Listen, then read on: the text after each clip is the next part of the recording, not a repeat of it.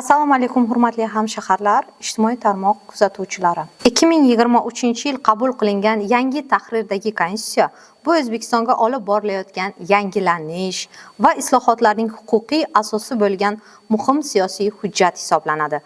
Uning asosiy yo'nalishlari esa inson qadrini ustuvorligi, davlat boshqaruvini modernizatsiya qilish, fuqarolar ishtirokini kuchaytirish, iqtisodiy huquq va mulk daxlsizligi, yangilanishlar ko'lami katta, jamiyat kutgan o'zgarishlar kabi bir qator yo'nalishlarni o'z ichiga qamrab olgan. Yangi konstitutsiya xalq manfaatiga qaratilgan, inson huquqlarini ustuvor qo'ygan va davlatni zamonaviy boshqaruv modelini belgilab bergan muhim hujjatdir.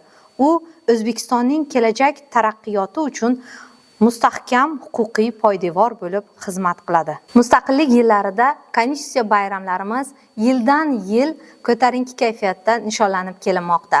Bu bayram nafaqat respublika darajasida, balki viloyatlarda ham, tuman shaharlarda ham aynan ko'tarinki kayfiyatda o'tkazildi. Xususan, Kogon shaharida ham konstitutsiya bayrami yuqori kayfiyatda o'tkazilib, bu aholi, xonadonlar, yoshlar, nuroniylar o'rtasida o'zgacha bir shukuhda, o'zgacha bir ko'tarinki kayfiyatda qabul qilindi. Nafaqat Kogon shahar markazida, balki har bitta ta'lim muassasalarida, tashkilotlarimizda o'tkazilgan bayramlarda konstitutsiyamizning har bir moddalari tahlil qilinib, jamiyatimiz uchun, o'sib kelayotgan yosh avlod uchun berilgan imkoniyatlar, ularning himoya qilinishi bo'yicha xalqimiz uchun berilgan shart-sharoitlarni aynan konstitutsiya bilan himoyalanganligi e'tirof etildi. Konstitutsiyamiz barhayot bo'lsin, yurtimiz tinch, xalqimiz farovon hayot kechirsin.